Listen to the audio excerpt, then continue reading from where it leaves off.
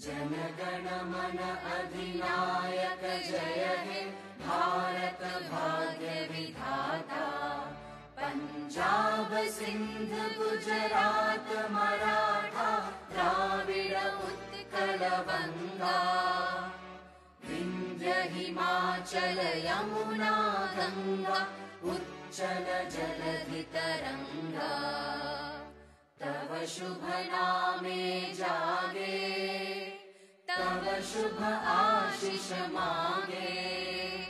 गाहे तव जय गाथा जन गण मंगल दायक जय हे भारत भाग्य विधाता। जय हे जय हे जय हे जय जय जय जय हे। भारत माता की, भारत माता की वंदे वंदे। आप सभी अपना स्थान ग्रहण कर सकते हैं।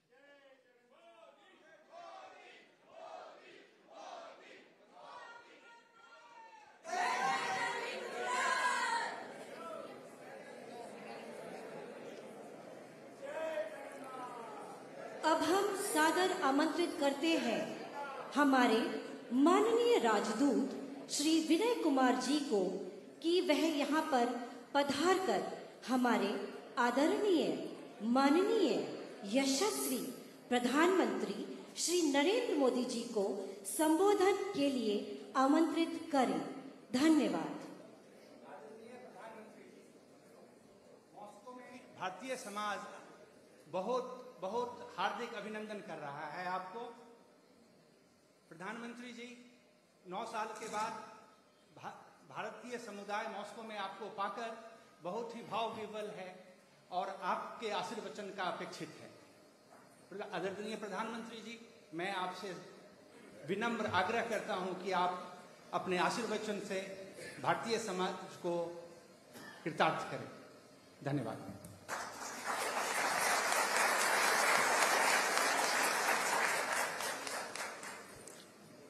नमस्कार।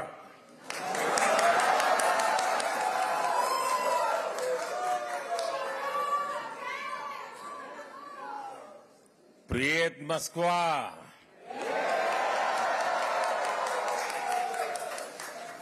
как дела?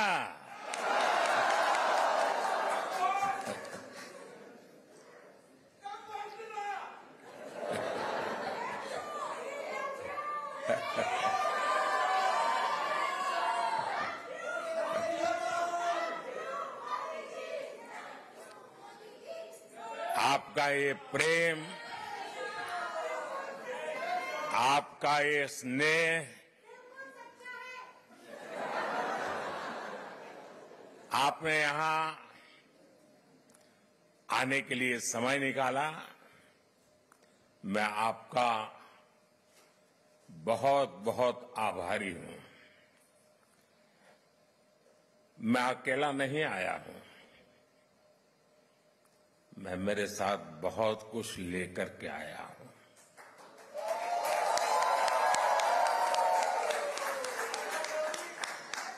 मैं अपने साथ हिंदुस्तान की मिट्टी की महक लेकर के आया हूं। मैं अपने साथ 140 करोड़ देशवासियों का प्यार लेकर के आया हूं।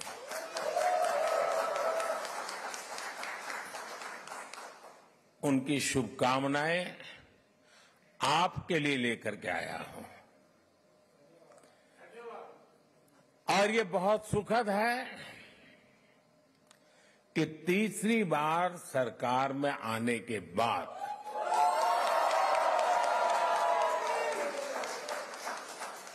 इंडियन डायस्पोरा से मेरा पहला संवाद यहां मॉस्को में आपके साथ हो रहा है।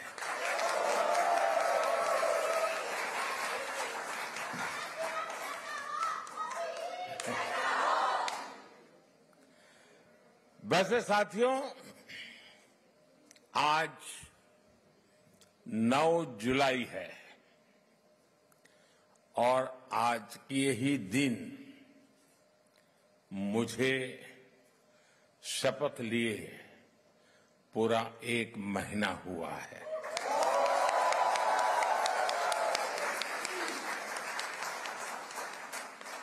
आज से ठीक 1 महीने पहले 9 जून को मैंने तीसरी बार भारत के पीएम पद की शपथ ली थी और उसी दिन मैंने एक प्रण किया था। मैंने प्रण किया था कि अपने तीसरे टर्म में मैं 3 गुनी ताकत से काम करूंगा।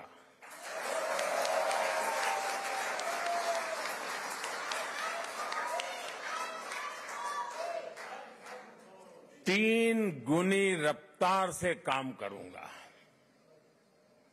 और ये भी एक संयोग है कि सरकार के कई लक्ष्यों में भी 3 का अंक छाया हुआ है।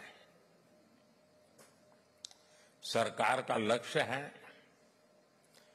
तीसरे टर्म में भारत को दुनिया की तीसरी सबसे बड़ी इकोनॉमी बनाना।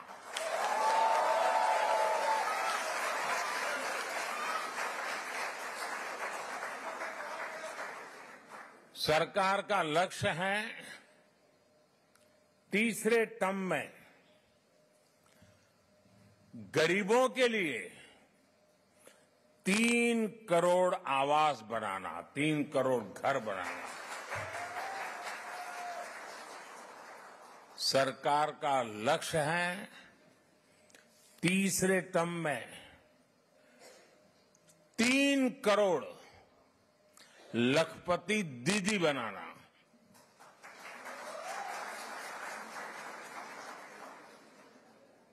शायद आपके लिए ये शब्द भी नया होगा। भारत में जो विमेन सेल्फ हेल्प ग्रुप चल रहे हैं गांव में, हम उनको इतना एम्पावर करना चाहते हैं, उतना स्किल डेवलपमेंट करना चाहते हैं, इतना डाइवर्सिफिकेशन करना चाहते हैं कि हम चाहते हैं कि मेरे तीसरे टर्म में गांव की वो जो गरीब महिलाएं हैं उसमें 3 करोड़ महिलाएं लखपति दीदी बने, यानी उनकी सालाना इनकम 1 लाख रुपए से ज्यादा हो और हमेशा के लिए हो। बहुत बड़ा लक्ष्य है, लेकिन जब आप जैसे साथियों के आशीर्वाद होते हैं ना, तो बड़े से बड़े लक्ष्य बहुत आसानी से पूरे भी होते हैं।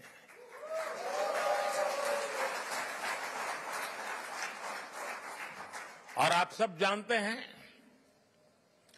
आज का भारत जो लक्ष्य ठान लेता है वो पूरा करके ही रहता है।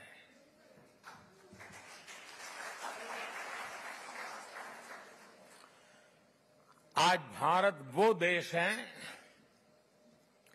जो चंद्रयान को चंद्रमा पर वहां पहुंचाता है जहां दुनिया का कोई देश नहीं पहुंच सका। आज भारत वो देश है जो डिजिटल ट्रांजैक्शन का सबसे रिलायबल मॉडल दुनिया को दे रहा है। आज भारत वो देश है जो सोशल सेक्टर की बेहतरीन पॉलिसी से अपने नागरिकों को एम्पावर कर रहा है। आज भारत वो देश है जहां दुनिया का तीसरे सबसे बड़ा स्टार्टअप इकोसिस्टम है।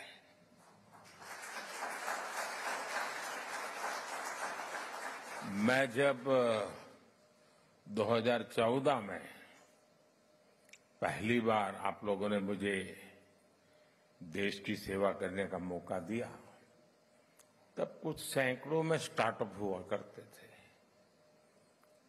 आज लाखों में है।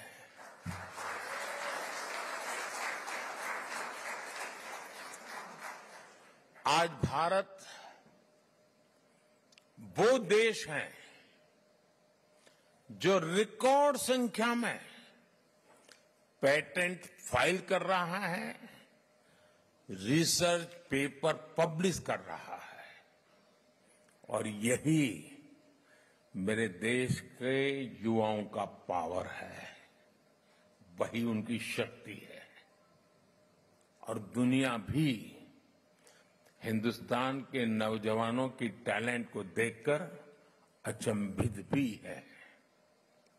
साथियों, पिछले 10 वर्षों में देश ने विकास की जो रफ्तार पकड़ी है, उसे देखकर दुनिया हैरान है।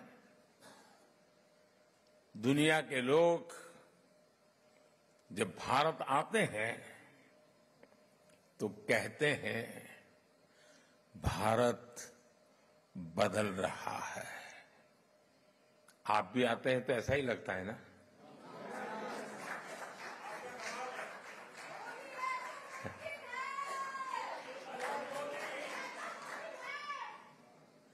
वो ऐसा क्या देख रहे हैं? वो देख रहे हैं कि भारत का कायाकल्प, भारत का नवनिर्माण वो साफ साफ देख पा रहे हैं। जब भारत G20 जैसे सफल आयोजन करता है, तब दुनिया एक स्वर से बोल उठती है, अरे भारत तो बदल रहा है। जब भारत सिर्फ 10 वर्षों में अपने एयरपोर्ट्स की संख्या को बढ़ाकर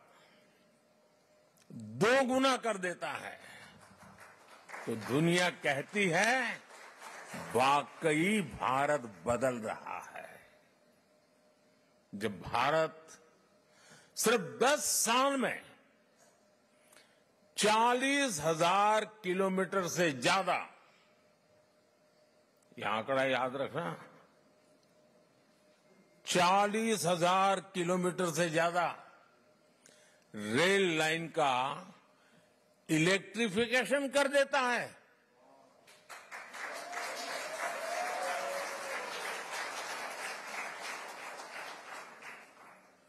तो दुनिया को भी भारत के पावर का एहसास होता है। उनको लगता है देश बदल रहा है। आज जब भारत डिजिटल पेमेंट्स के नए रिकॉर्ड बना रहा है, आज जब भारत L1 पॉइंट से सूरज की परिक्रमा पूरी करता है, आज जब भारत दुनिया का सबसे ऊंचा रेलवे ब्रिज बनाता है, आज जब दुनिया की सबसे ऊंची स्टैच्यू बनाता है, तो दुनिया कहती है वाकई भारत बदल रहा है।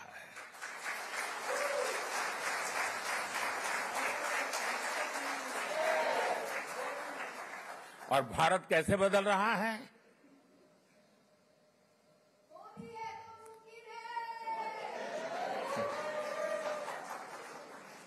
कैसे बदल रहा है? भारत बदल रहा है क्योंकि भारत अपने 140 करोड़ नागरिकों के सामर्थ्य पर भरोसा करता है।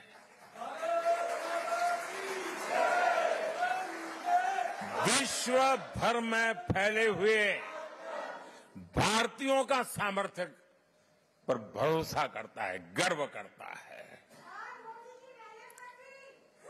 भारत बदल रहा है क्योंकि 140 करोड़ भारतीय अब भारत को विकसित देश बनाने का सपना संकल्प लेकर के पूरा करना चाहते हैं।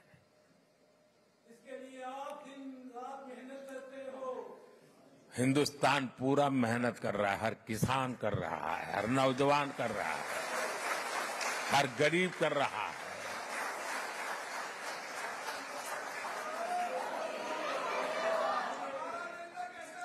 आज दुनिया के अलग हिस्सों में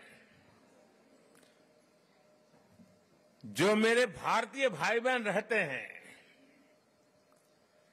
आप सभी भारतीय अपनी मातृभूमि की उपलब्धियों पर सीना तान करके, सर ऊंचा कर करके गर्व करते हैं।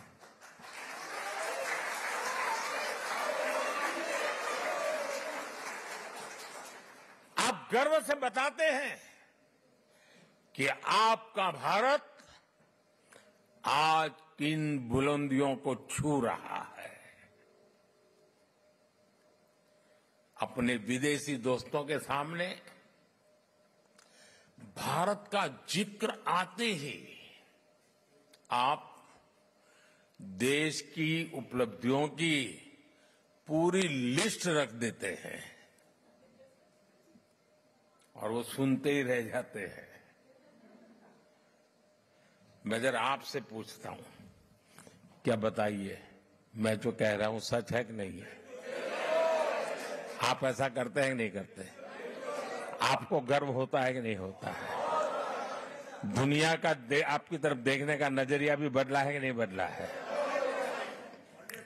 ये 140 करोड़ देशवासियों ने करके दिखाया है।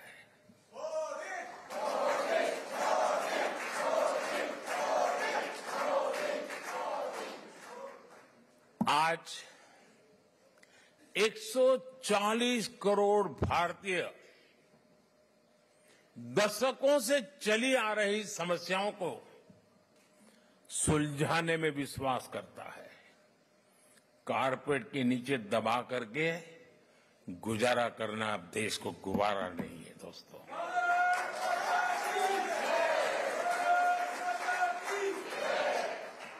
आज 140 करोड़ भारतीय हर क्षेत्र में सबसे आगे निकलने की तैयारी में जुटे रहते हैं।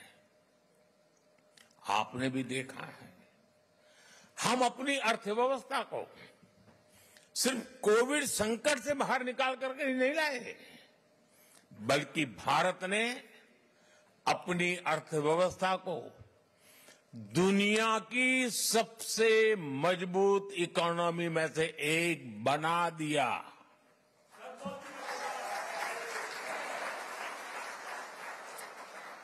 हम अपने इंफ्रास्ट्रक्चर की कमियां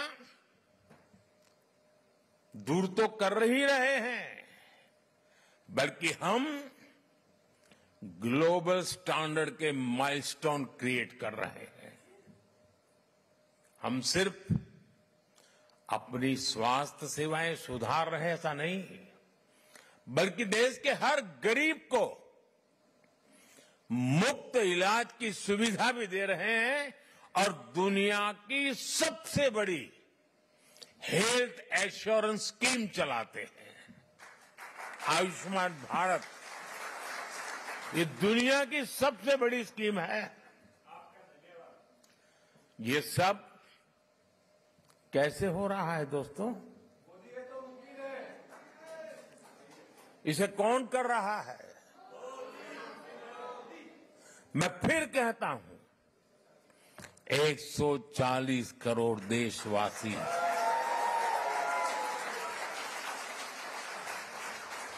वो सपने भी देखते हैं, संकल्प भी करते हैं और सिद्धि के लिए जी जान से जुटे रहते हैं।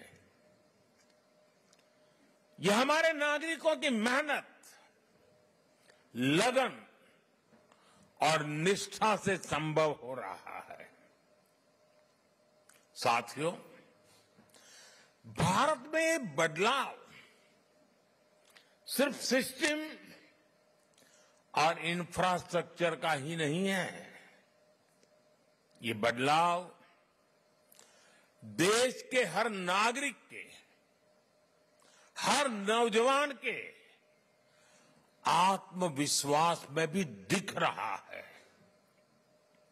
और आप जानते हैं, सफलता की जो पहली सीढ़ी होती है ना, वो खुद का आत्मविश्वास होता है। 2014 के पहले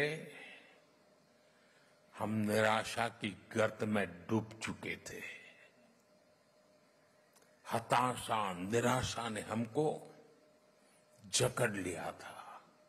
आज देश आत्मविश्वास से भरा हुआ है। एक ही बीमारी के 2 पेशेंट अस्पताल में हो, उतने ही सामर्थ्यवान डॉक्टर हो,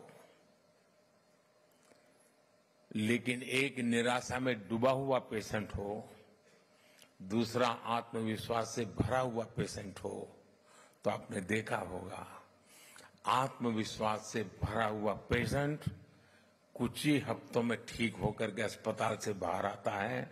निराशा में डूबा हुआ पेशेंट को किसी और को उठा के लेके जाना पड़ता है।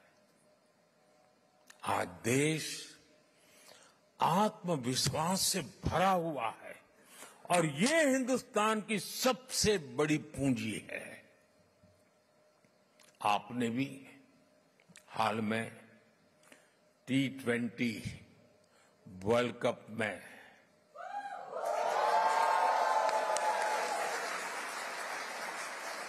और मुझे पक्का विश्वास है यहां भी आपने उस विक्ट्री को सेलिब्रेट किया ही होगा।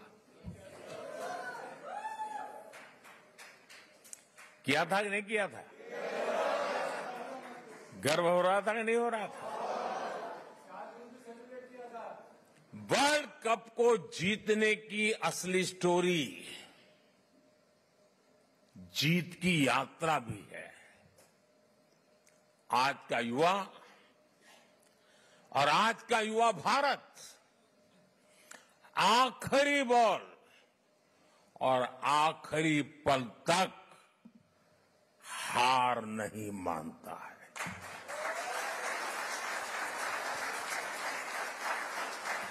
और विजय उन्हीं के चरण चूमती हैं जो हार मानने को तैयार नहीं होते।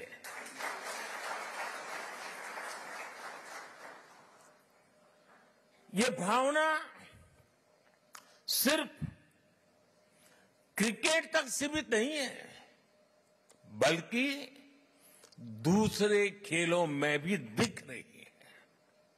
बीते सालों में हम इंटरनेशनल टूर्नामेंट में हमारे एथलीट्स ने ऐतिहासिक प्रदर्शन किए हैं।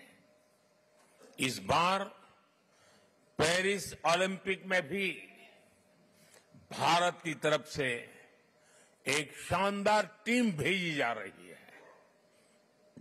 आप देखिएगा, पूरी टीम, सारे एथलीट्स कैसे अपना दम दिखाएंगे। भारत की युवा शक्ति का यही आत्मविश्वास भारत की असली पूंजी है और यही युवा शक्ति भारत को 21वीं सदी की नई ऊंचाइयों पर पहुंचाने का सबसे बड़ा सामर्थ्य दिखाती है।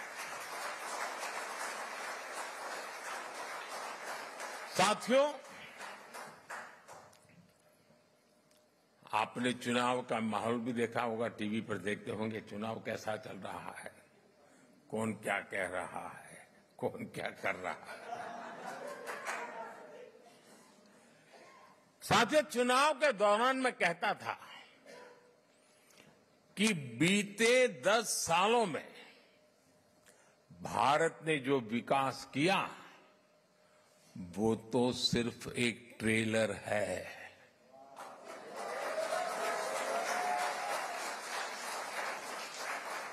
आने वाले 10 साल और भी फास्ट ग्रोथ के होने वाले हैं। सेमीकंडक्टर से इलेक्ट्रॉनिक मैन्युफैक्चरिंग तक, ग्रीन हाइड्रोजन से इलेक्ट्रिक व्हीकल तक और वर्ल्ड क्लास इंफ्रास्ट्रक्चर, भारत की नई गति दुनिया के विकास का, और मैं बहुत जिम्मेवारी से कह रहा हूं, दुनिया के विकास का अध्याय लिखेगी।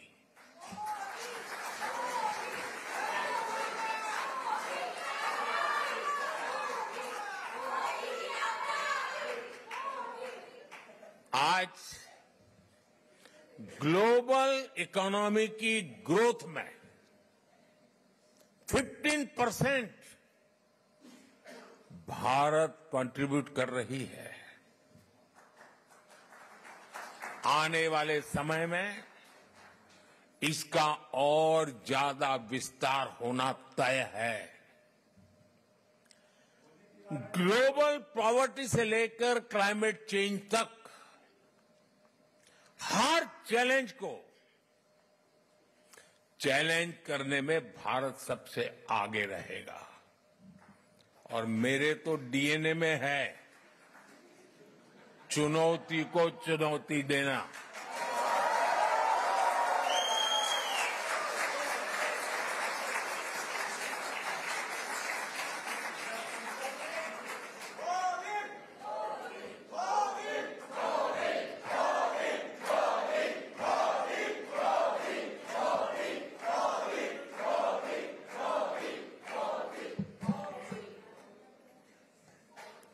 साथियों, मुझे खुशी है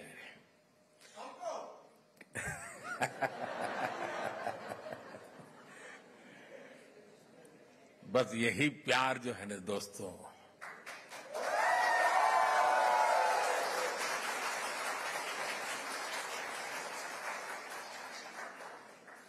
जब देशवासियों के साथ दूरी का अवकाश ही न हो, जो सोच लीडर के मन में चलती है वही सोच जब जन मन में होती है ना तो अपार ऊर्जा जनरेट हो जाती है दोस्तों। और यही मैं देख रहा हूं यहां पर। साथियों, मुझे खुशी है कि ग्लोबल प्रॉस्पेरिटी को नई ऊर्जा देने के लिए भारत और रूस कंधे से कंधा मिलाकर चल रहे हैं।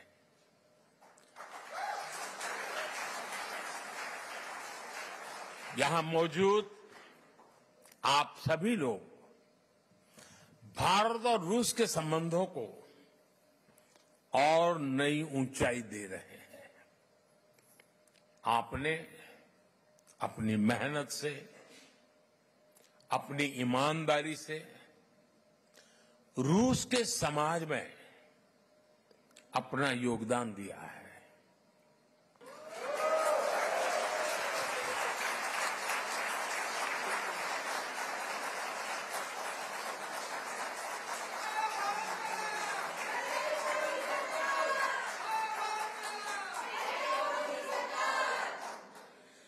भारत का भरोसेमंद दोस्त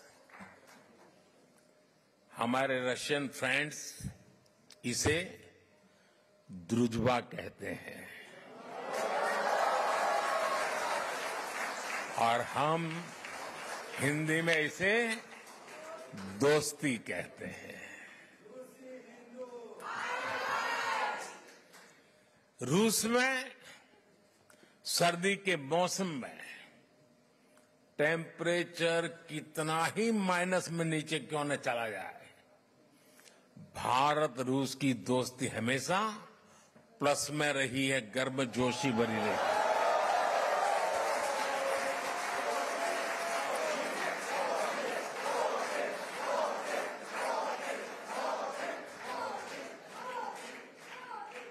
ये रिश्ता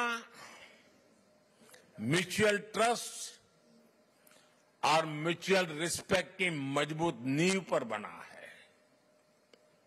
और वो गाना तो यहां के घर घर में कभी गाया जाता था, सर पे लाल टोपी रूसी, फिर भी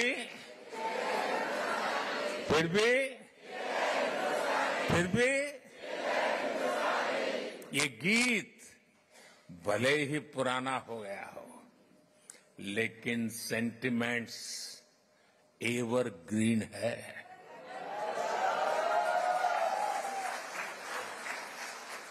पुराने समय में श्रीमान राज कपूर, श्रीमान मिथुन दा ऐसे कलाकारों ने भारत और रूस की संस्कृति की दोस्ती को मजबूत किया।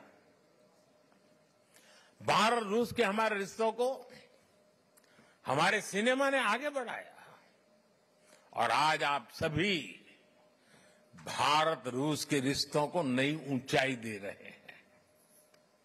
हमारे रिश्ते दो दशक से ज्यादा समय तक इस पार्टनरशिप को मजबूती देने के लिए शानदार काम किया है। बीते 10 सालों में मैं 6ठी बार रशिया आया हूं और इन सालों में हम एक दूसरे से 17 बार मिले हैं।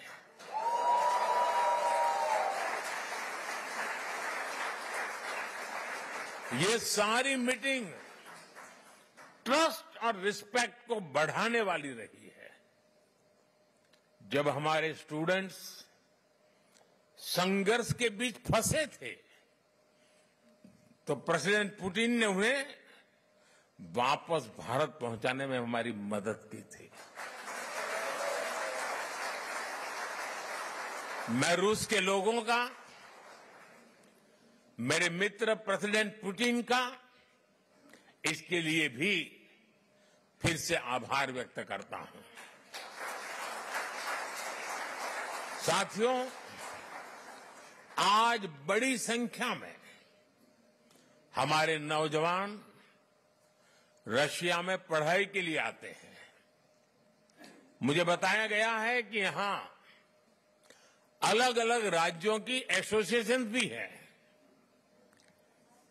इससे हर राज्यों के त्योहारों, खान पान, भाषा, बोली, गीत, संगीत की विविधता भी यहां बनी रहती है। आप यहां होली, दिवाली से लेकर हर त्योहार धूमधाम से मनाते हैं। भारत के स्वतंत्रता दिवस को भी यहां उत्साह और उमंग से मनाया जाता है। और मैं आशा करूंगा इस बार 15 अगस्त तो और शानदार होनी चाहिए।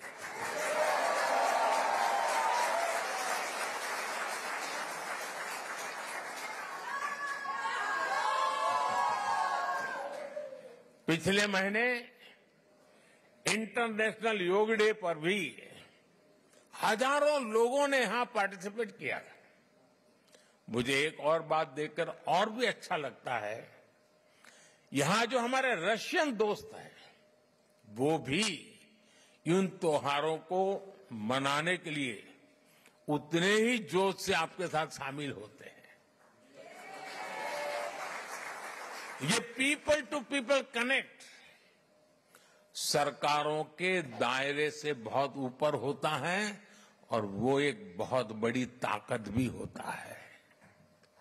और साथियों, इसी पॉजिटिविटी के बीच मैं आपसे एक और गुड न्यूज भी शेयर करना चाहता हूं।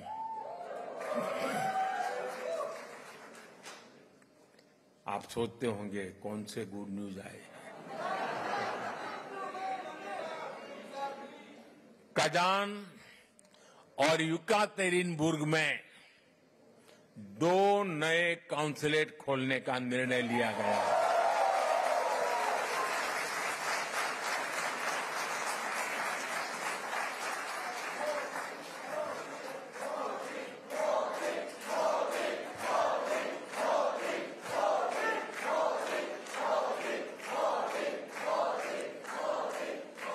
इससे आना जाना और व्यापार कारोबार और आसान होगा। साथियों, हमारे संबंधों का एक प्रतीक अस्त्राखान का इंडिया हाउस भी है। 17वीं शताब्दी में गुजरात के व्यापारी वहां बसे थे। जब मैं गुजरात का नया नया मुख्यमंत्री बना था तब मैं वहां गया था। 2 साल पहले नॉर्थ साउथ ट्रांसपोर्ट कॉरिडोर से पहला कॉमर्शियल कंसाइनमेंट भी यहां पहुंचा। ये कॉरिडोर मुंबई और अस्त्राखान की पोर्ट सिटी को आपस में जोड़ता है। अब हम Chennai, Vladivostok eastern maritime corridor पर भी काम कर रहे हैं। हम दोनों देश Ganga Volga dialogue of civilisation से एक दूसरे को रीडिस्कवर कर रहे हैं। फ्रेंड्स, 2015 में जब मैं यहां आया था तब मैंने कहा था कि 21वीं सदी भारत की होगी।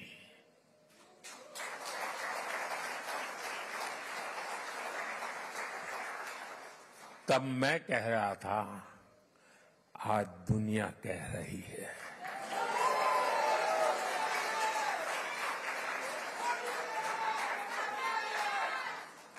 दुनिया के सभी एक्सपर्ट्स, उनके बीच में इस विषय में अब कोई विवाद नहीं रहा है। सब कहते हैं 21वीं सदी भारत की सदी है। आज विश्व बंधु के रूप में भारत दुनिया को नया भरोसा दे रहा है। भारत की ग्रोइंग कैपेबिलिटीज ने पूरी दुनिया को स्टेबिलिटी और प्रॉस्पेरिटी की उम्मीद दी है। New emerging multipolar world order में भारत को एक मजबूत पिलर के रूप में देखा जा रहा है। जब भारत पीस, डायलॉग और डिप्लोमेसी की बात कहता है तो पूरी दुनिया सुनती है। जब भी दुनिया पर संकट आता है तो भारत सबसे पहले पहुंचने वाला देश बनता है और भारत दुनिया की उम्मीदों को पूरा करने के लिए कोई कसर नहीं छोड़ेगा। लंबे समय तक दुनिया ने एक इन्फ्लुएंस ओरिएंटेड ग्लोबल ऑर्डर देखा है। आज की दुनिया को इन्फ्लुएंस की नहीं, कॉन्फ्लुएंस की जरूरत है। ये संदेश समागमों और संगमों को पूजने वाले भारत से बेहतर भला कौन समझ सकता है, कौन दे सकता है। साथियों, आप सभी रूस में भारत के ब्रांड एम्बेसडर्स हैं। जो यहां मिशन में बैठते हैं ना, वो राजदूत है, और जो मिशन के बाहर है ना, वो राष्ट्रदूत है।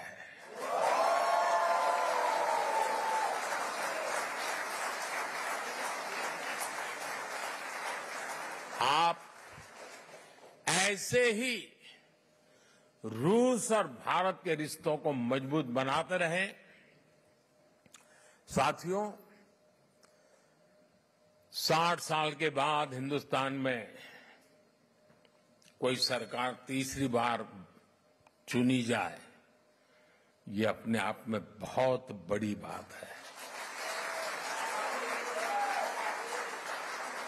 लेकिन इस चुनावों में सबका ध्यान, सारे कैमरा मोदी पर लगे रहे। उसके कारण कई और महत्वपूर्ण घटनाओं की तरफ लोगों का ध्यान नहीं गया। जैसे इस चुनाव के समय 4 राज्यों में भी चुनाव हुए। अरुणाचल प्रदेश, सिक्किम, आंध्र, उड़ीसा। और इन चारों राज्यों में एनडीए क्लीन स्वीप बहुमत के साथ विजयी हुआ।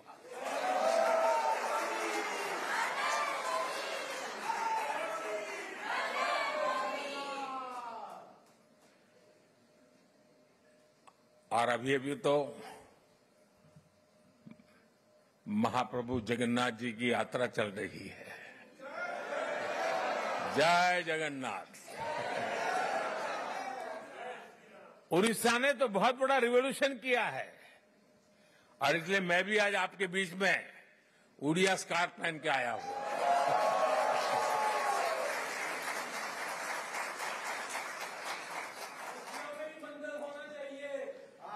साथियों, आप सब पर महाप्रभु जगन्नाथ जी के आशीर्वाद बने रहे। आप स्वस्थ रहें, आप समृद्ध रहे। इसी कामना के साथ मैं आप सबका बहुत बहुत धन्यवाद करता हूं। और ये अमर प्रेम की कहानी है दोस्तों।